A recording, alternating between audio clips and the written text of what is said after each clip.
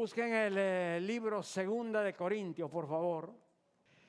Del versículo 18 al 20, aunque yo voy a tomar el versículo 17 en el capítulo 5. Y vamos a hablar un poco bajo el tema reconociendo la encomienda que Dios nos ha dado. Oiga bien, le puse este tema porque muchos no reconocemos esta encomienda y hacemos caso omiso y no la practicamos.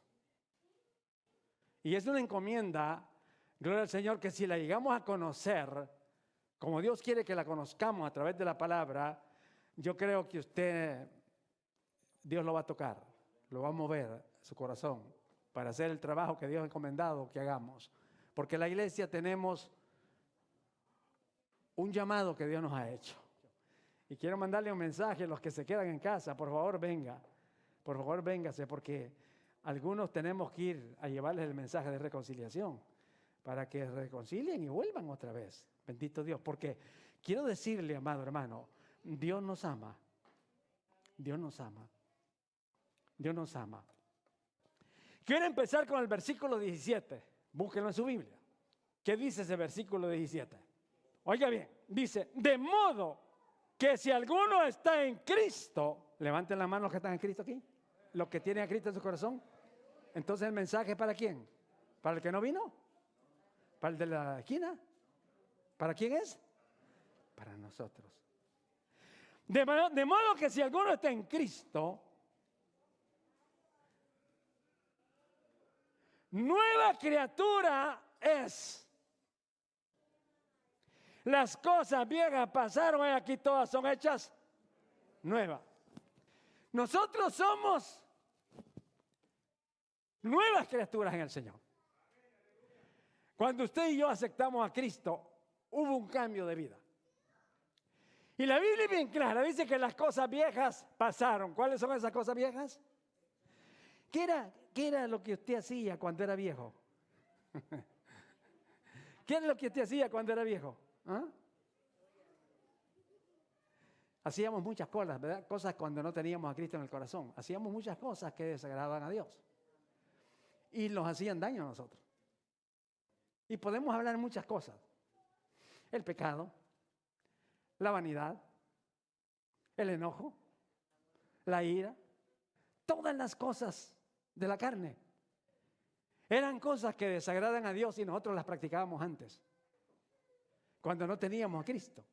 Pero cuando venimos a Cristo, Cristo nos limpió. Nos hizo nuevas criaturas. Y hemos empezado una vida, ¿qué? ¿Una vida qué? Nueva. ¿Cuál es esa vida nueva? La vida nueva es en Cristo Jesús. Pero para poder practicar esa vida nueva, hay que morir con Cristo.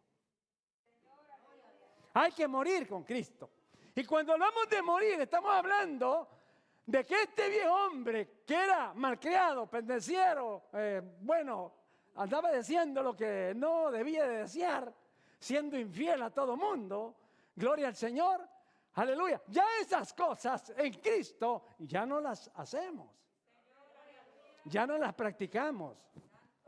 Si usted está haciendo algunas cosas que hacía antes, hoy que está en Cristo, pare su oído. Y por favor, analice lo que estamos hablando. Ahora, yo quiero ir a algunos versículos. Vamos ahí a Romanos 6, por favor. El versículo 6, versículo 1, vamos a empezar a leer. Dice, ¿qué pues diremos? ¿Perseveraremos en el pecado para que la gracia abunde? ¿Quién pregunta esto? El apóstol Pablo está hablando esto de parte de Dios. Por eso es que como somos nuevas criaturas, ya nosotros no practicamos el pecado. ¿Cómo vamos a practicar el pecado para que la gracia abunde? Ya la gracia abundó en nosotros. Nos perdonó, nos limpió, nos hizo criaturas nuevas. Y ahora caminamos con Cristo Jesús. Ahora, mire lo que dice la Biblia. Seguimos leyendo ahí mismo. Tiene su Biblia, ¿verdad? Dice en ninguna manera, dice el apóstol Pablo, porque los que hemos muerto al pecado, ¿cómo viviremos aún en él? ¿Cómo viviremos aún en él? Usted sabe que es pecado. La Biblia declara y dice, toda desobediencia a la palabra bendita de Dios es pecado. Bendito sea el nombre del Señor. Así que todo aquello que va en contra de Dios, en contra de su palabra y en contra de la iglesia de Cristo, y quiero explicarle esto, cuando usted hace algo que afecta al cuerpo de Cristo, que somos ustedes, no se lo está haciendo al hermano, se lo está haciendo al mismo Cristo. Porque cuando Pablo perseguía a la iglesia primitiva, ¿a quién perseguía Pablo? No perseguía a la iglesia. Él en su ceguera espiritual creía que estaba persiguiendo a la iglesia. Pero no era la iglesia. La iglesia en esa persecución sufrió por ese látigo del apóstol Pablo, de Saulo de Tarso. Ahora el apóstol Pablo.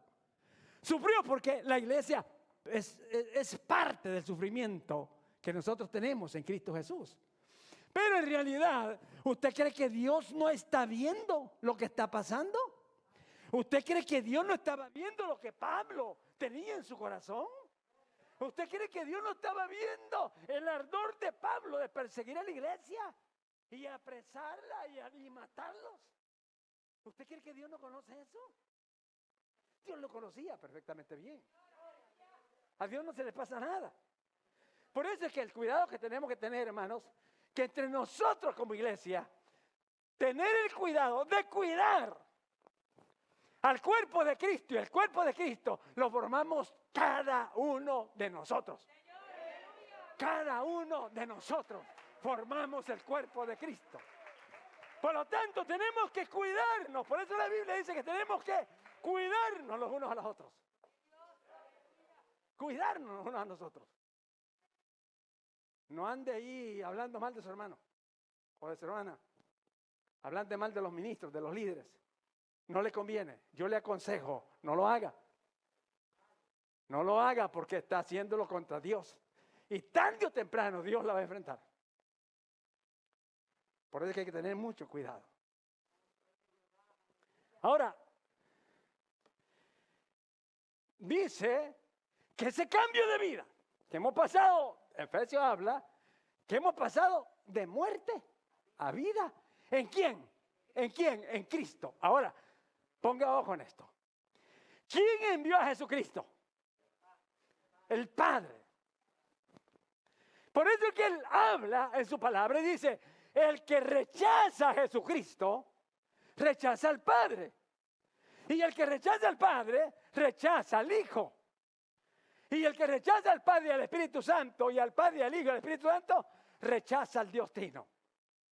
Ahora, lo delicado de esto es, ¿quién estableció este plan de salvación, de reconciliación? ¿Quién? Dios. Dios Padre. ¿En quién? En el Hijo. En Jesucristo. En Jesucristo, que quede bien claro esto, amado hermano. Gloria sea el nombre del Señor. Por eso es que nosotros tenemos que andar en esta vida nueva en Cristo Jesús.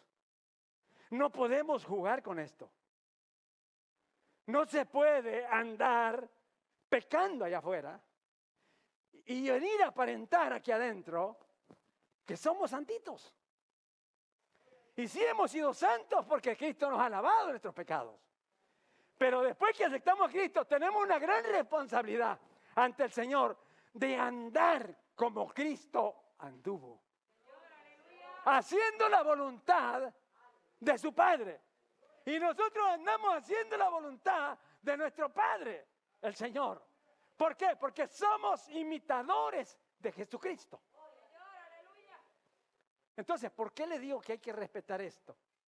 Y yo mañana voy a continuar porque quiero, gloria al Señor, hablarles acerca de lo que es este misterio de la reconciliación. ¿Verdad? Pero vamos a, ya que el tiempo se nos está yendo, vamos a seguir un poco en esto. Si seguimos leyendo, ahí donde hemos visto en el capítulo 6 de Romanos, dice el versículo 3. ¿O no sabéis que todos los que hemos sido bautizados en Cristo Jesús, hemos sido bautizados en su muerte? Los que se han bautizado en Cristo Jesús, levanten la mano. Usted ha sido bautizado en Cristo Jesús. Usted ha sido bautizado en la muerte de Cristo. Cristo, fíjese bien, murió por el pecado. ¿Estamos de acuerdo? Cristo murió por el pecado. Pero la Biblia dice que Él era sin pecado. Yo quiero que usted observe y entendamos qué es esto de la reconciliación. Si Cristo no debía de haber muerto por nosotros porque no tenía pecado Él, no había pecado en Él, entonces quiere decir que el amor de Dios y el amor del Hijo es tan grande que usted y yo tenemos que reconocer y andar en una vida nueva. No andar metido en el pecado nuevamente. No andar haciendo lo que desagrada a Dios allá afuera. Si usted anda haciendo lo que desagrada a Dios, pare. Como dice la Biblia, párese en los caminos. Y observe su vida, cómo anda. Analice su vida. Haga un examen de conciencia. Y si ve que está haciendo algo que desagrada a Dios, ya no lo haga, pare. Porque usted está supuesto a estar muerto al pecado y vivir con vida en Cristo Jesús, que es el que nos dio la vida. Bendita sea la gloria de Dios. Ya no más el pecado para nosotros. Hay pecado de muerte y hay pecado no de muerte. Y se lo voy a explicar un poco. El pecado no de muerte, ese es el pecado que usted no lo analizó. Y el pecado de muerte es aquel pecado donde hay lo que llamamos dolo, intención. Hay premeditación, hay plan. El pecado de muerte se planea. Se planea. Cuidado cuando usted se va a dormir en la noche o a acostarse, ¿verdad? Y se pone a pensar. Y como en esos momentos el Espíritu Santo trata con nosotros. Y a veces nos trae la memoria, ¿verdad? Mira, tuviste un problema con tu hermano y no lo has arreglado.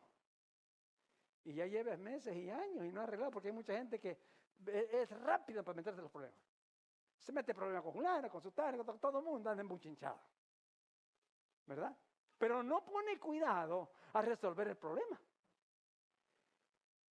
Pasan meses, años, décadas. Y él no se preocupa por arreglar el problema. Y sigue así. Aparentemente, según él está bien. Pero como yo digo siempre, está bien, mal. Porque ante Dios no está bien. Está mal. Para todo hay solución. Dice la Biblia, Juan, en sus epístolas, dice, hijitos, si pecáis, ¿qué dice? Abogado tenéis para con el Padre. No hay problema, hermano. En aquel día no va a haber excusa. Usted no le va a ir a decir, no, Señor, mira, yo me perdí porque, ¿verdad? ¿Y qué te va a decir el Señor? Si ahí está mi palabra. Hijito, si pecáis, abogado tenéis para con el Padre. Para perdonar nuestros pecados. ¿Quién es el que perdona los pecados? Jesucristo, el Hijo de Dios, el único que perdona pecados. A Él hay que ir, con Él hay que estar bien, con Él hay que ponerlos a cuenta. Arregla tu situación, iglesia. No sigamos así. Yo estaba leyendo acerca de los ángeles. ¿Qué son los ángeles? Para que te indaguen más de esto, vea el libro de Hebreos capítulo 1, el versículo 7. Es más, lo vamos a leer. Dice que los ángeles son espíritus. Vamos a Hebreos. Hebreos capítulo 1.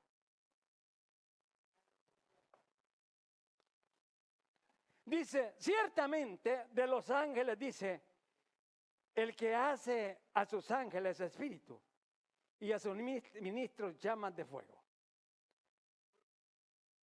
El 7, el versículo 7, lo leyeron, vaya conmigo. En el 14 dice, ¿no son todos espíritus, ministradores, enviados para servicio a favor de los que serán herederos de la salvación? Mire, le traigo esto porque quiero compararlo, lo que son los ángeles, la responsabilidad que Dios ha delegado a los ángeles y la responsabilidad que Dios ha delegado a la iglesia. La iglesia somos embajadores, todos, empezando entre los ministros, misioneros, maestros, toda la congregación, somos embajadores del Señor.